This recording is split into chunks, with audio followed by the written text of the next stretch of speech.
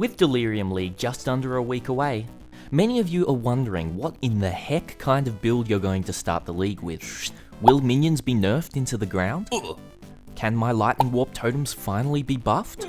In my first of 3 quickfire builds in the Speculative Starters series, I am introducing the Flash Freeze Fiend, a dual-wielding Frostblades raider.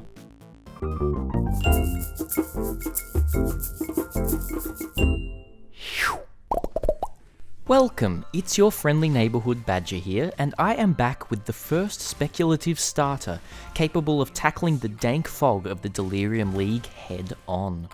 The Flash Freeze Fiend excels at speed, and can do so on a very small budget. Coupled with Raider's Frenzy Charge generation, high evasion plus dodge chance, and ailment immunity, this build can zip you through maps at warp drive. Not only that, Frostblades has a very high ceiling if you invest your currency into it, giving it great potential in the density and difficulty of 3.10. As always, there's a handy colour guide below for your easy jumping between sections in this short guide. I give this budget starter build a 4.5 out of 5 stars for clear, a 3 out of 5 stars for boss killing, and a 3.5 out of 5 stars for survivability. If you're looking for a fast mapping character to farm white and yellow maps like no tomorrow, this is the build for you. It's time for us to jump directly into the gear and links.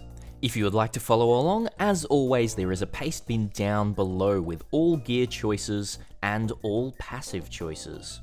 This build can be built on quite a budget, and there are only 2 recommended necessary uniques. However, you can still play even without these 2. They are Touch of Anguish Imperial Claws.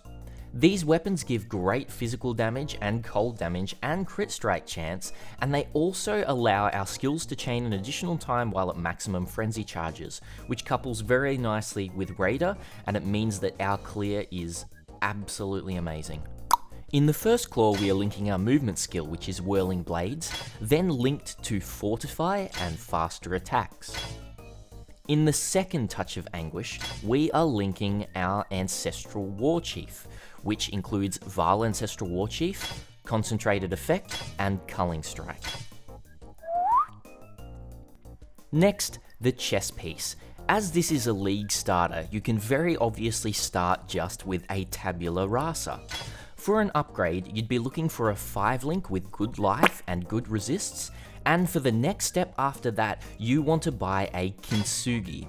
A Kintsugi will help you with your survivability astronomically, and it will be really great for you.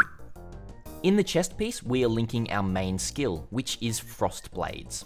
The links go as follows, and there are a couple of changes depending on how many links you have and what anointment you have.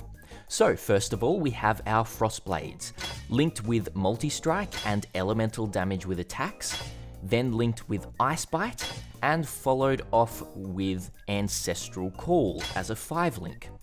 If you do have Tribal Fury allocated as an anointment, you can get rid of Ancestral Call and link Cold Penetration. Also, if you have that 6th link, you can add added cold damage. Our gloves, boots, and helmet on a budget can all just be rare items. In all of these items, we're just looking for good life and good resists, and on the boots, we're looking for at least 25% movement speed. A couple of unique options include Starkonya's head for the helmet, and Oscarm gloves for the gloves.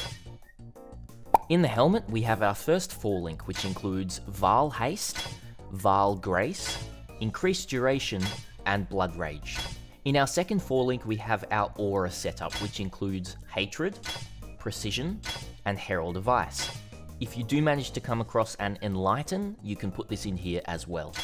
And our third 4-link includes a Cast When Damage Taken setup, which we will require a level 3 Cast When Damage Taken, a level 11 Frost Bomb, a level 5 Phase Run, and a level 11 Steel Skin. Your rings, amulet, and belt can all just be rares as well as an extreme budget version, going for good life, perhaps a little bit of elemental damage with attacks, and resistances. For the amulet, a great upgrade first would be a Carnage Heart, and then if you do have the currency, a Pandemonious.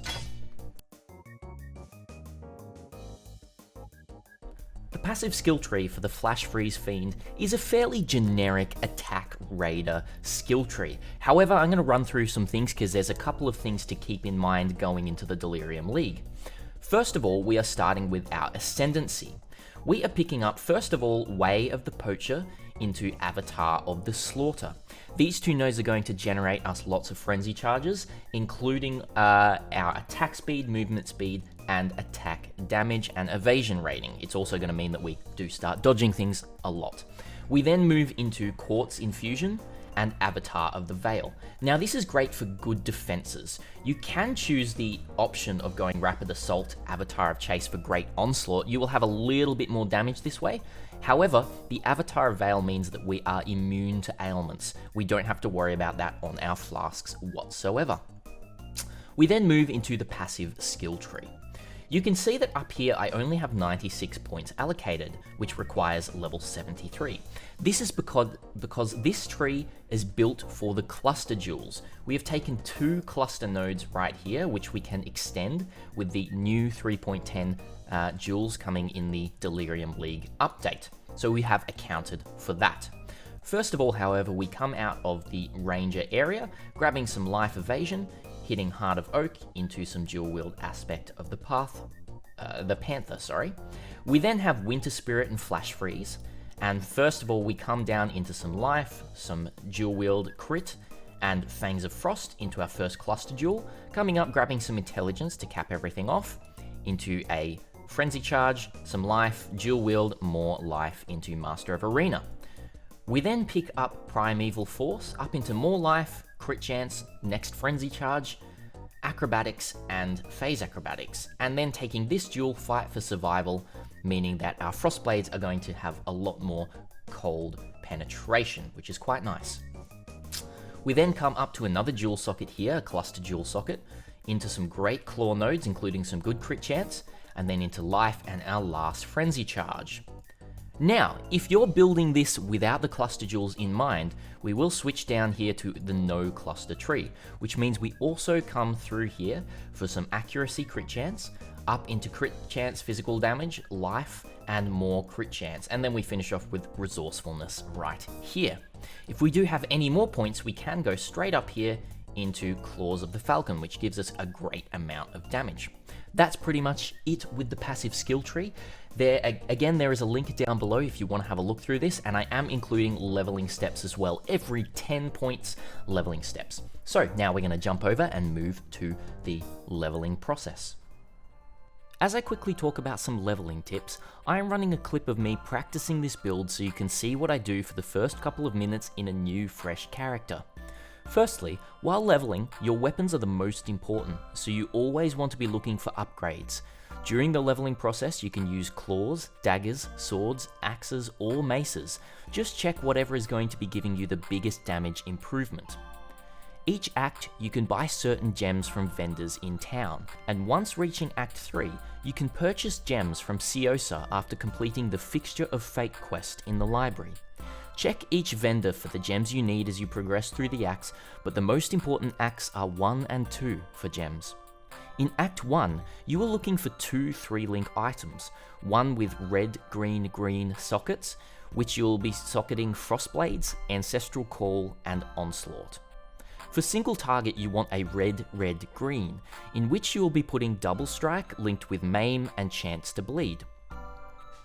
As long as you are upgrading your weapons as much as you can, these links will carry you through as much of the leveling process as possible. You can also pick up your Whirling Blades here, but even better is Leap Slam to move over gaps and cliffs. In Act 2, you want to be picking up elemental damage with attacks, as well as faster attacks to link to your movement skill. You can also pick up Herald of Ice. Act 3 is important for your Hatred aura, as well as getting that Fixture of Fate quest to purchase all other gems you need. Consult the Path of Building Pastebin for all of the gears and links. The Path of Building will also have a smooth passive skill leveling process you can check every 10 points. That's pretty much it. You can come ask questions about the leveling process if you get stuck at all on Twitch at This Is Badger Gaming. Well, that's it for the video, guys. Thank you so much for watching. If you want to come support me, I do have a Patreon, and there is a link down below. And thank you for the first patron of my Patreon channel, Airy. Thank you so much for watching, guys. Get ready for the next 2 builds, and I hope you guys are excited for the Delirium League. Until next time, Badger, out.